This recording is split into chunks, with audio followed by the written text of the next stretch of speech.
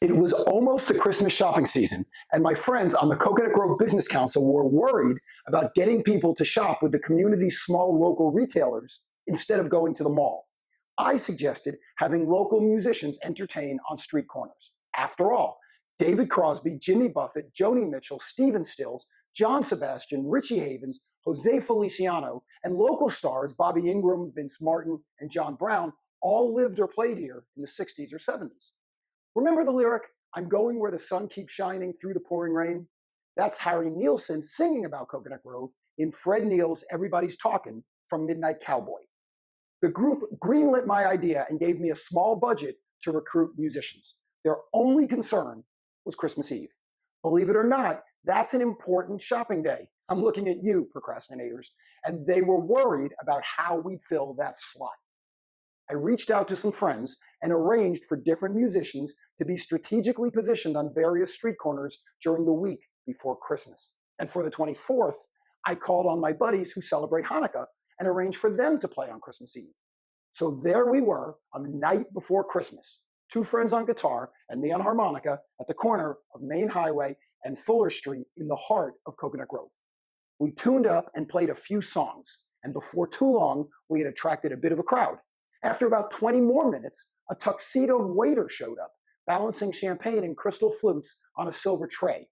Apparently, my friend George, who ran the French Bistro up the street, saw us playing and wanted to thank us for entertaining the diners at his restaurant. So there we were, playing music, sipping champagne, and sharing the spare change that shoppers threw into the open guitar case with the street people who were around our little party's periphery. A bit later, I saw a friend's wife walk by with a woman I assumed was her mom. They were both well-dressed, and their arms were overloaded with packages and shopping bags. "Hey, Rochelle," I said, "why don't you come over and enjoy a song or two?" She looked at me, looked at her mom, looked at me again, and then they nervously scurried away. But I was too busy to give it much thought. I just returned to performing. A day or two later, my phone rang. "Hello, this is Bruce. How you doing, pal?" It was Rochelle's husband. "Fine," I answered, "getting all my ducks in a row before New Year's. How are you?" "I'm good." He paused. "Are you sure you're okay?" he asked again. "Yeah, I'm fine. Why?" "Well," he kind of hesitated. "Rochelle said she saw you begging for change in the Grove the other night." "She what?" I was suddenly overcome by a bad case of giggles. But when I could speak again, I thanked him for his concern, told him I was just fine, and hung up.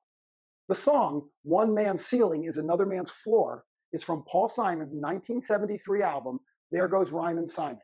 In it, Simon employs a New Yorker's urban experience to reflect on people's differing perspectives on life. The title explains how one's advantages or comforts might create challenges or discomforts for someone else, such as in an apartment building where people live above and below each other. And since that day in the Grove, I often try to look at things from others' perspectives, wondering how various people see things differently from how I do. As we enter a new year that promises to be full of challenges and opportunities, I encourage you to do the same thing. After all, one person's chaos is another's order.